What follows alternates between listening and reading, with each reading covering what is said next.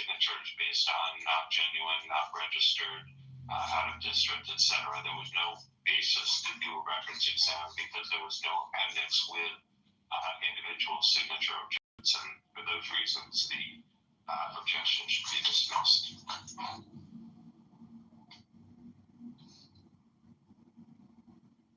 Mr. Kitover, response?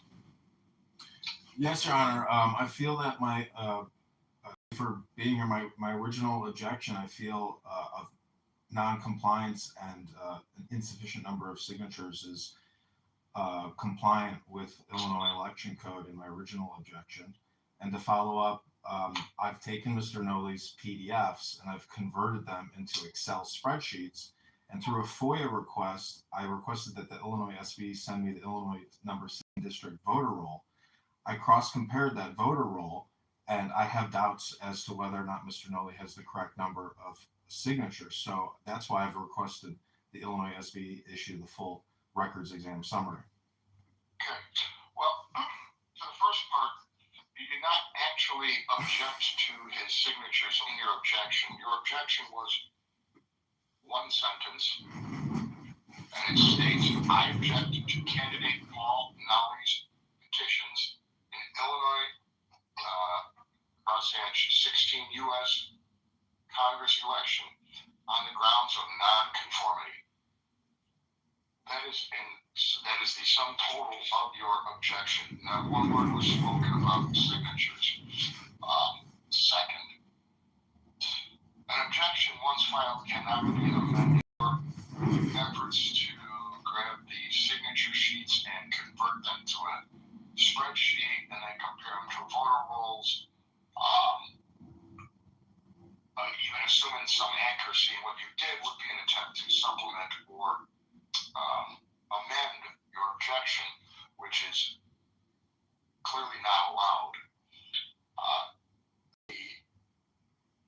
Let me get to also, before we go too much farther into this, you also then filed your own motion to strike. And in that one, you speak to non-conformity of the candidates nominating petition sheets, not using the 2026 version of the petition sheets. While the objector could have argued that in the original objections, that again, much like what you just stated about converting the signature sheets and comparing them to the voter rolls, that's an attempt, as I see it, to amend your objection. Paragraph 2 of that objector motion strike speaks about the insufficient number of signatures, and again speaks to this converting of the PDFs to Excel, 279 sheets, etc. All of that, Mr. Kitover, is in the nature of an effort to amend or supplement your objection, in my opinion. And so, to the extent you characterize it as a motion to strike, it will be denied. I'm taking it as a motion attempting to amend or supplement your objection. Now, back to the objection itself and the motion to strike. This is John Kitover running for Today, at some point, you had requested, as counsel indicated, a record exam or a record exam summary, noting that the candidate had not been subjected to a record exam. The candidate is 100% right. You did not present an objection in this matter, which would have caused a record exam to be required. You would have to point to very specific sheet and line numbers and alleged flaws in very specific fashion as to each one of those issues you believe would invalidate each individual signature. It does not put the candidate on notice how to defend in this case to merely point at his, 279 petition sheets and say they're bad. It is a fundamental requirement that the objection put the candidate on notice of what they're called to defend. There was nothing that would go to a record exam. So to the extent you have filed what would be considered a motion requesting a record exam, it will be denied, and it is also untimely. I'm going to recommend granting the objectors, or the candidates, I keep saying objectors because I'm looking right at a page saying objector. I'm going to grant the candidates motion to strike your objection. You do not fully state that the nature of the objection, other than to say nonconformity. There's no way anybody could possibly defend a broad statement such as that. You also do not have any interest stated there, and your name and address, well, okay, you got that. Is there anything further you want to say in defense of your objection, sir? Yes, Your Honor. Right at the Illinois SBE processing facility in Springfield, the number one objection is nonconformity. Now, I understand it's general and vague, but it was my understanding as a candidate myself and an objector that these proceedings and hearings allow candidates and objectors to present evidence on nonconformity. Yeah, they certainly do. But you have to say what the nonconformity is, and you did not.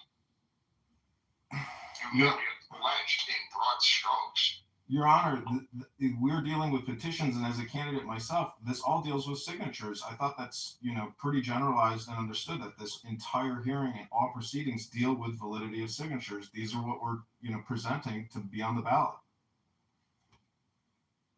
I take it your word that that is how you understood it. However, that is not the law. There has to be sufficient basis alleged in your objection, which cannot be amended, that would put the candidate on notice of what they are called to defend. It's simply absent. I understand that, Your Honor, but in my defense, my petitions myself were fully issued an Illinois SBE records exam summary report. I don't understand why Mr. Noli can't also be issued an Illinois records exam summary report. It's just my concern that there's a lack of integrity or equality in terms of examination of petitions.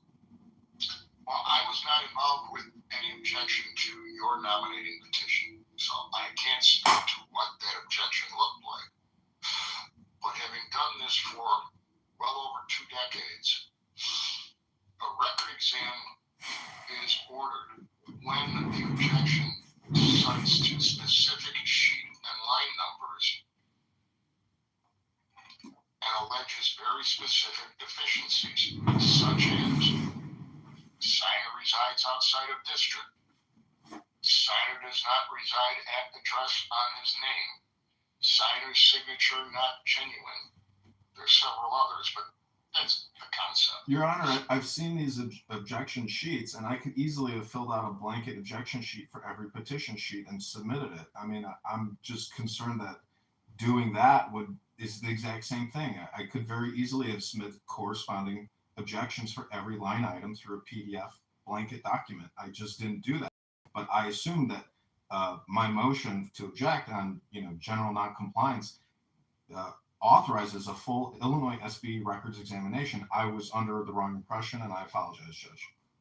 I understand, and I'm not holding, I'm not castigating you. These are very specific requirements for objections. I can only say that your assumptions, as you stated them here today, were simply incorrect.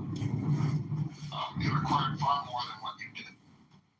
So I will be granting the candidate's motion to strike and recommend to the board that they dismiss your objection. Anything further on behalf of the candidate? No, thank you. Anything further, Mr. Kitover, on behalf of the objector? Oh, Your Honor, I mean, I can just say that simply copying and pasting objections on every single variable on a petition sheet is very easy to do. I didn't do that, but I'll be making, my thoughts with regards to that at public comment with regards to Illinois SBE. And I thank you, Your Honor, and I thank you as well. Thank you. All right, this will conclude events in 25 SOEBGP 520. 527 with the recommendation that the candidate's motion to strike be granted and that the objection be struck and dismissed as insufficient in law and fact. Thank you. Thank you, Mo.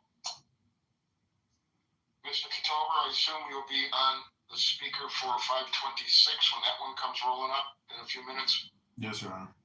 All right, I'll be calling you back. Thank you. Bye-bye. Continues long. The reason why heaven and earth are able to endure and continue thus long is because they do not live off or for themselves. This is how they are able to continue and endure. Mr. DeLorean.